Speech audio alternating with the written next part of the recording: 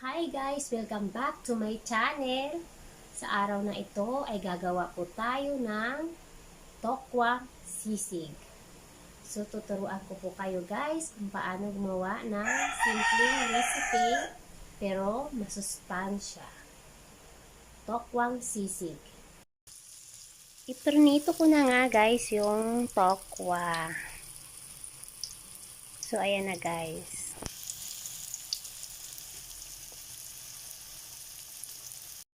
Ayan, nag-brown na ang ating tokwa. Binaliktad ko na siya, guys. So, wait ko lang tayo hanggang sa maluto.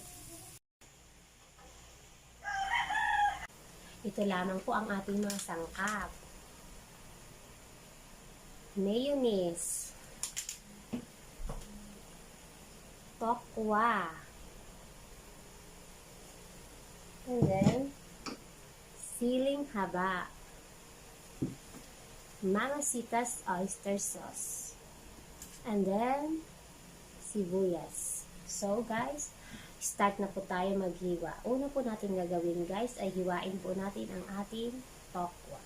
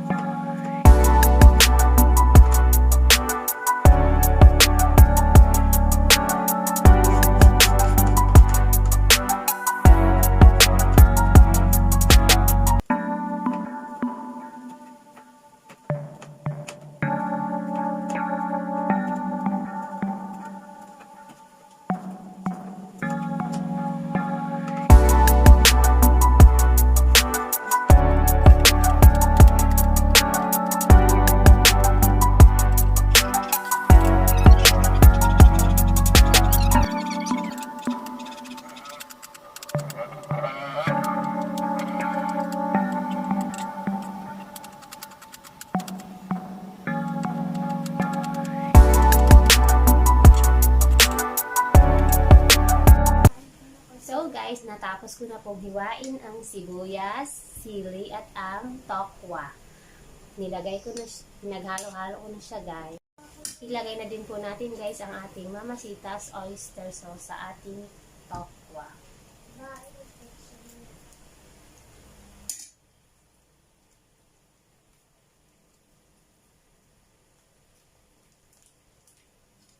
And then, mix-mix lang natin. Mix-mix lang po.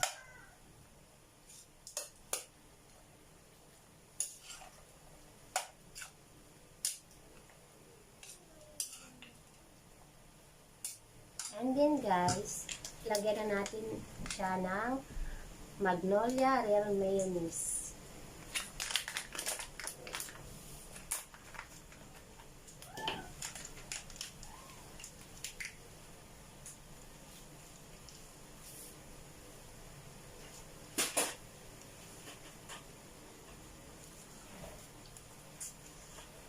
Mga kalahati lang nito guys ang nilagay ko.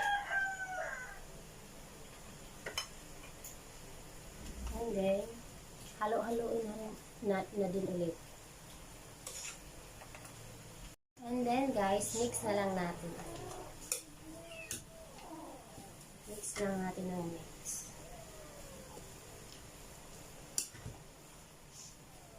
Hanggang sa makover siya na mayonnaise. Hanggang sa mag-combine po sila.